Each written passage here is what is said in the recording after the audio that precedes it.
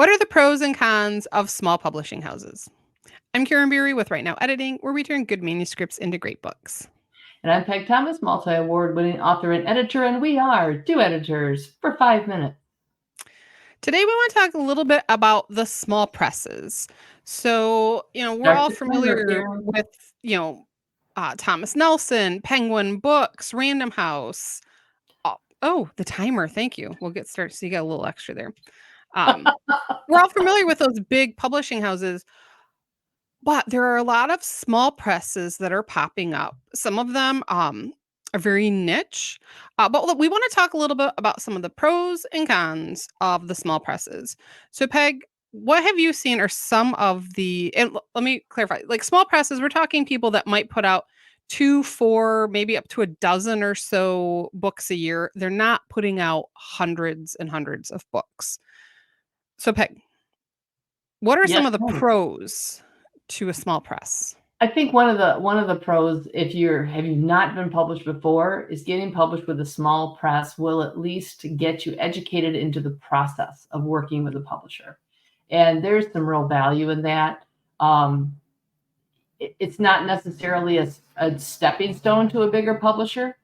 You always hope that will be the end result, but it's not always. But what you will learn, just learning how to work with industry professionals, how to meet deadlines, how to go through the different steps of putting out your book, that's good. It's good to know that. It's good to learn. It's good to have walked through it. How about you? One of the things I like that I've seen is the small presses are a little more open to new authors.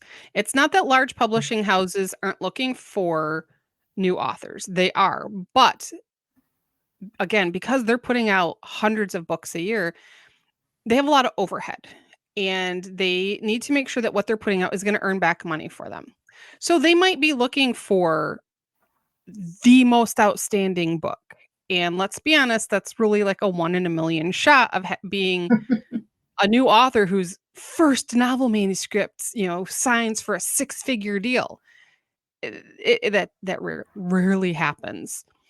We all wanted to be that author. Oh yeah, everybody, who doesn't want to be?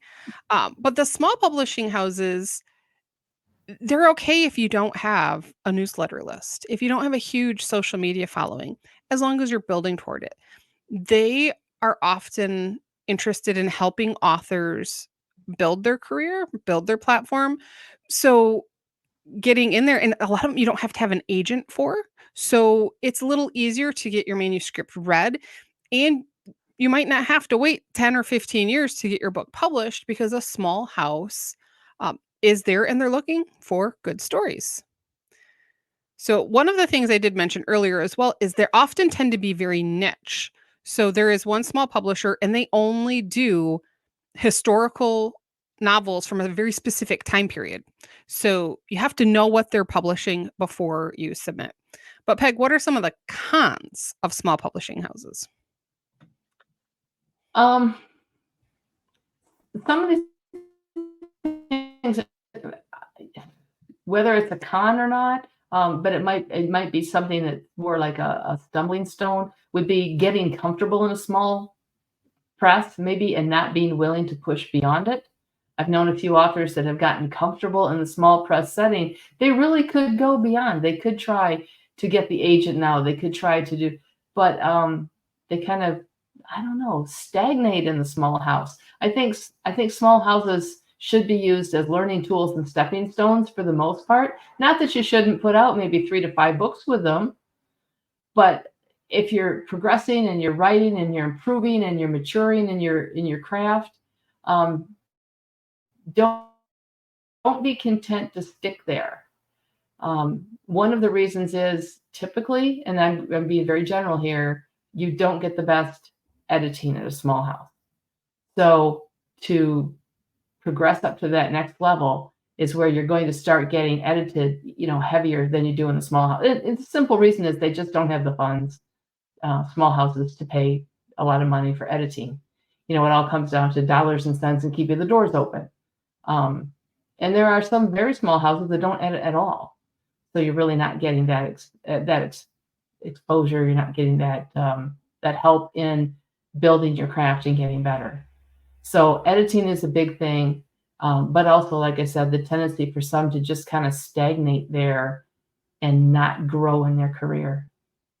How And about that's yourself? for authors who really want to sell more books, grow their audience. If your goal is to publish books and publish as many as you want, a small house could really work for you. We've got 5 seconds, so I'm going to go over by a little bit here today. Let me stop my timer here.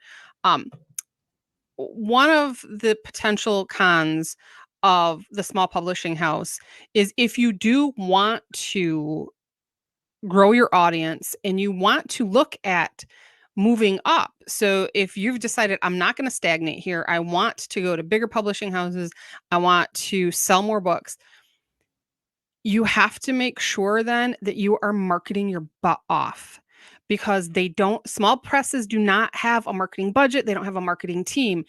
And the reality is if you publish with a small press and you can't sell books, larger presses are not going to be impressed that you published with a small press, all they're going to see is you can't sell books. Now, that's a conversation for a whole nother time.